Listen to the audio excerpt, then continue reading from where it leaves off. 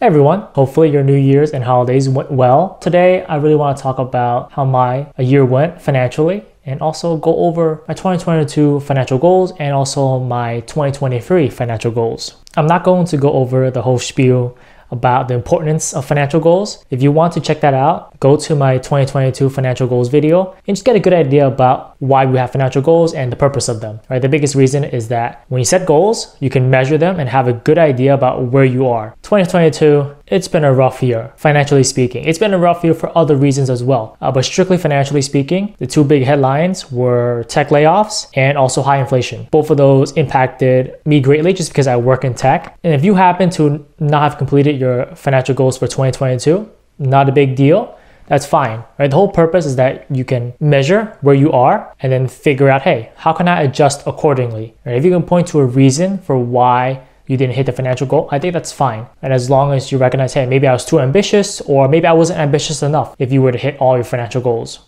My first goal from 2022 was to increase my salary. I think everyone should have this goal, right? You always want to be asking for a raise because inflation does not stop. It just keeps going up. And as we learned from 2022, inflation was really bad. Now, my original goal was 8% raise. Really modest, especially considering back then I thought, hey, 2-3% inflation seems pretty normal, seems pretty average. That was not the case for 2022. So my 8% goal wasn't actually that ambitious if companies did raise their salaries in line with inflation, which doesn't always happen. Thankfully, the actual results were an increase in total compensation by 19.58%. I want to call out the total compensation portion of it because previously when I was looking at it in 2022, I don't look at my salary. Think about the actual benefits I got. I didn't think about bonuses or RSUs. When I looked back on the calculation, I included those and my raise during the years was much better than I expected. To be transparent, this is still just an estimate. It being an estimate mainly because my salary increases happened during the middle of the year. Right? So obviously I don't get paid retroactively to the beginning of 2022. So this number is going to be higher than the actual amount I was paid during the year. It's just so much easier to compare my previous salary to the new number on my compensation letter versus just, hey, comparing every single paycheck to add up the amounts. That's much more of a hassle. This total compensation number, as I mentioned before, includes 401k matches, bonuses, and RSUs. The biggest jump for this year was actually my RSU grants. Basically, I got money in the form of stocks, which you can think of like a bonus, but it's much more riskier because it fluctuates with the stock market depending on how well your company is doing. For the record, I did stay at my current company and I negotiated 2 raises over the past year. So it's not impossible to get a good jump, a good boost in your salary and your total compensation if you stay at your current company, but you have to fight for it. You can't just expect for your manager to or your company to really give you more than an 8%, 10% raise just because you were just there, right? You need to ask for it and you need to show them why you deserve it. Let's look forward. What am I thinking about for 2023 when it comes to total compensation? Last year my goal was 8% and I went over that mark. So I should be a little bit more ambitious. I'm thinking 10%. I still want to be conservative because 2022 was a pretty bad year for tech and a really terrible year for inflation. So I wouldn't be surprised if companies just, they don't want to hand out raises anymore. With that in mind, I'm aiming for a 10% increase in total compensation. It's going to be challenging, but I'm still going to ask for it because, hey, I deserve it, right? You deserve it. So make sure to ask for more money. And I hope next year at the same time, everyone would have gotten raises. And if you need more tips for how to ask for a raise or just research information about salaries, be sure to check out some of my videos related to that. The next goal from last year was actually to save a house fund. And just to recap, a house fund is basically when you own a piece of property, it deteriorates over time and then you need to repair it. So it's a good idea to just save money for those emergency repairs. Since last year was my first time owning a home, I needed to start saving for those repairs. Generally speaking, it's 1 to 3% of your home value, which for me was roughly around $4,000 per year, which came out to $333 per month. Luckily for me, I was effectively able to save that amount. So the checking that go off, I'm sure some of you who are following along did hear that my HVAC system needed to be replaced and repaired. And that was quite hefty in terms of how much I had to pay for that. And luckily for me, they did offer an interest-free loan. In other words, I didn't have to take money out of my house fund to pay for it.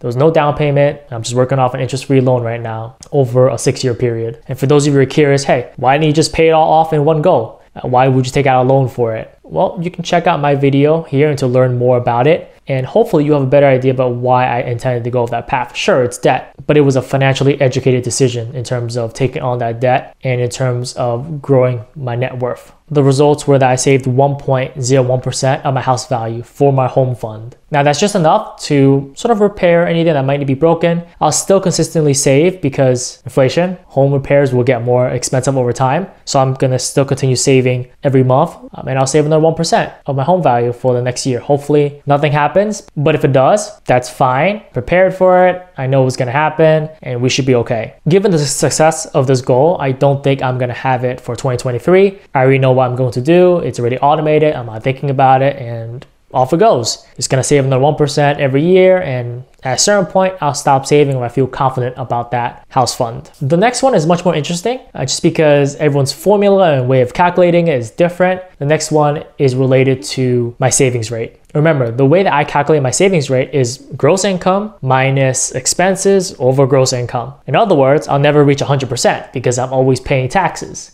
because that'll come out of the gross income, which is fine. I've taken that into account and we're okay with that. Everyone does it differently. Some people take their net income, so after taxes, after benefits, and so on. The most important thing is that you are consistent, and that way you can measure how well you're improving year over year.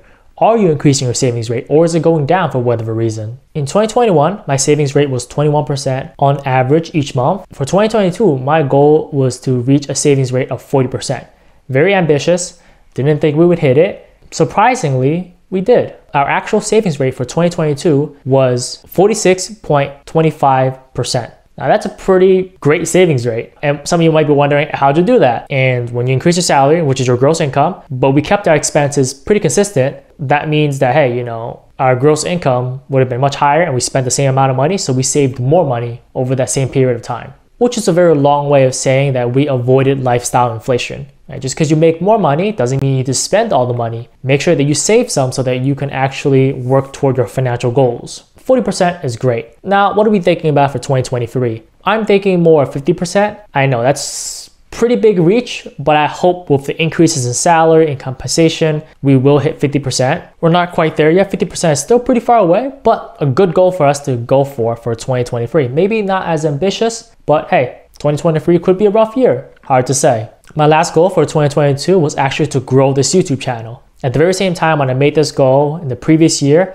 I had 44 subscribers. Those are the MVPs. Thanks for staying on. Hopefully you're all still there. I appreciate and hope you're watching all my videos. At this point in time, I've grown the channel to 180 subscribers. So thanks to everyone for watching. I appreciate it. My most popular video has around 6,000 views, which is related to I-bonds, right? So check that out. Increase that number if you want. No hard feelings if you don't, but would appreciate it. I actually did not expect to hit 100 subscribers. It was a nice surprise for me just because it's not my full-time job. I don't spend all my time doing this.